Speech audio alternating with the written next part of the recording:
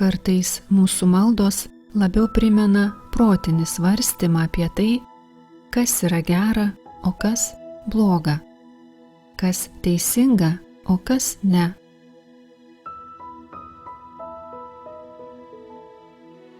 Bandydami pasirodyti teisingi, stengiamės Dievui pasakyti kuo daugiau gražių, taisyklingų, emociškai pakrautų žodžių. Tačiau šiandien daug kas keičiasi. Suvokiame, kad nustoję kovoti su išorinėmis blogio jėgomis, nebemaitiname nei pačios blogio energijos, nei savo ego.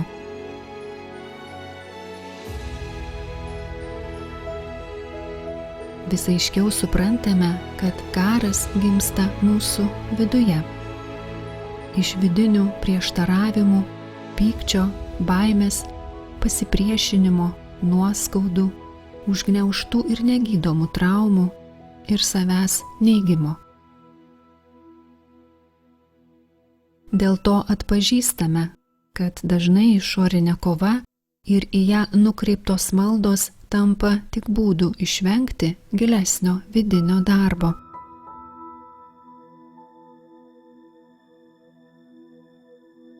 Vengdami pažvelgti į savo vidų ir suprasti, su kuo iš tikrųjų kovojame, savo baimės ir nuoskaudas perkeliame į išorinius demonus.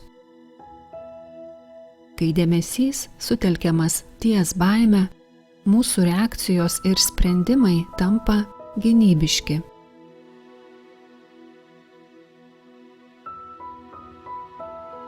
Tačiau naujas mąstymas dėmesį nukreipia ne į tai, ko bijome ar ko norime, bet į gebėjimą kurti.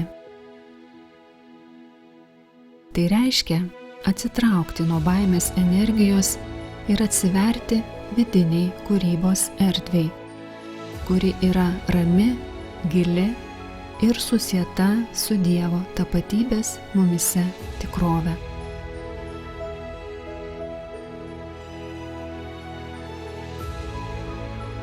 Kai nustojame maitinti save kovomis tarp gėrio ir blogio, kas iš tiesų mus ir silpnina, pradedame girdėti tylų vidinį balsą, kuriantį balsą.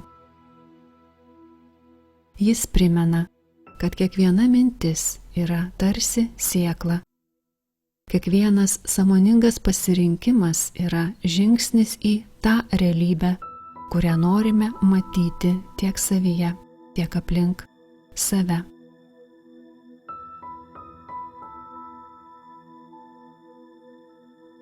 Suvokiame, kad malda yra ir susitikimas su Dievu, ir su savimi, be kaukių, be scenos.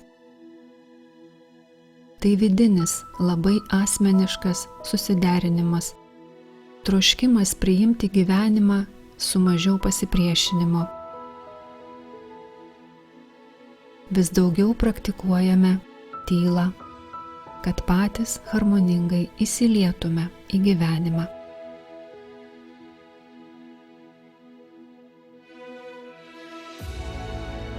Dabar mūsų malda žino ir mato, kad viskas veikia kartu, kad kiekviena žmogaus patirtis yra vertinga. Toks požiūris leidžia gyvenimui tapti vientisu.